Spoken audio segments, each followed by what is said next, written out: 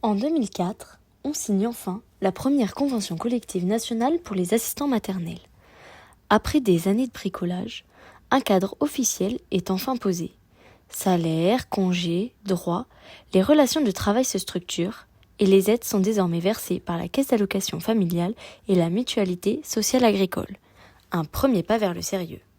En 2008, la loi du 17 décembre autorise jusqu'à 4 agréments pour chaque assistant maternel. Un an plus tard, un référentiel national d'obtention des agréments est mis en place. Il permet de créer une cohérence sur tout le territoire pour garantir une évaluation plus équitable des professionnels. En 2010, la réforme de l'accueil du jeune enfant invente le contrat d'accueil standardisé, un joli formulaire pour officialiser administrativement les relations parents-assistants maternels. Puis, en 2021, il y a la signature de la Convention nationale qui regroupe les assistants maternels et les employés de maison. L'objectif est de mieux harmoniser les droits, moderniser et reconnaître ces métiers. On parle enfin de reconnaissance et de justice. Il était temps de dépoussiérer un peu tout ça. Depuis le 1er septembre 2025, le complément libre choix du mode de garde a évolué.